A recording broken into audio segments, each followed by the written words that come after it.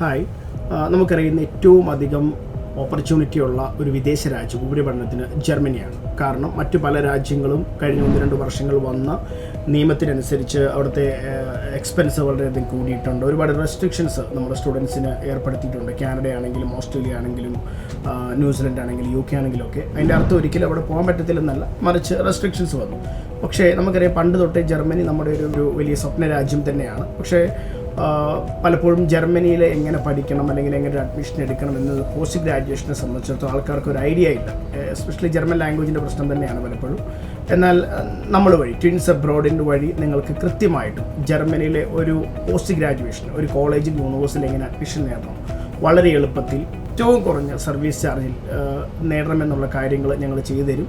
കാരണം ഞങ്ങളുടെ ജർമ്മനിയിലെ ട്രിപ്പിലാണ്, കുറേ ദിവസങ്ങൾ ഇവിടെയുണ്ട്. ഒരുപാട് യൂണിവേഴ്സിറ്റികളിൽ പോകാനും യൂണിവേഴ്സിറ്റികൾ കാണാനും അവിടുത്തെ ആൾക്കാരോട് സംസാരിക്കാനും കൾച്ചർ മനസ്സിലാക്കാനും നമുക്ക് അവിടുന്ന് ജർമ്മനിലേക്ക് ഒരു സ്റ്റഡി അബ്രോഡിന് അപ്ലൈ ചെയ്യുമ്പോഴുള്ള ബാരിയേഴ്സ് കൃത്യമായിട്ട് മനസ്സിലാക്കാനും ഇവിടുത്തെ ട്രാൻസ്പോർട്ടേഷനെ കുറിച്ചും അക്കോമഡേഷനെ കുറിച്ചും ലാംഗ്വേജ് അറിയത്തില്ലാതെ ഇവിടെ വന്നാൽ ആൾക്കാർ ഫേസ് ചെയ്യുന്ന ചലഞ്ചസ് എന്താണെന്നുള്ളതും പാർട്ട് ടൈം ജോലി കിട്ടാൻ എങ്ങനെയുണ്ടെന്നുള്ളതൊക്കെ നേരിട്ട് കണ്ട് പഠിച്ച് ഫസ്റ്റ് ഹാൻഡായിട്ട് നിങ്ങൾക്ക് ഇൻഫർമേഷൻ തരുന്നതാണ്. അപ്പോൾ നമ്മൾ പ്രോമിസ് ചെയ്യുന്ന കാര്യം ഇതാണ്: നിങ്ങൾക്ക് സ്റ്റഡി അബ്രോഡിന് ജർമ്മനിയിൽ പഠിക്കാൻ ആഗ്രഹമുണ്ടെങ്കിൽ, എസ്പെഷ്യലി പോസ്റ്റ് ഗ്രാജുവേറ്റ് കോഴ്സസിന് പഠിക്കാൻ ആഗ്രഹമുണ്ടെങ്കിൽ നിശ്ചയമായിട്ട് നിങ്ങൾക്ക് ട്വിൻസ് അബ്രോഡിനെ കോൺടാക്ട് ചെയ്യുന്നതാണ്.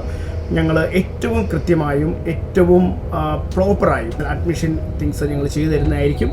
സോ നിങ്ങൾ ഞങ്ങളെ കോൺടാക്ട് ചെയ്യുക. Thank you so much.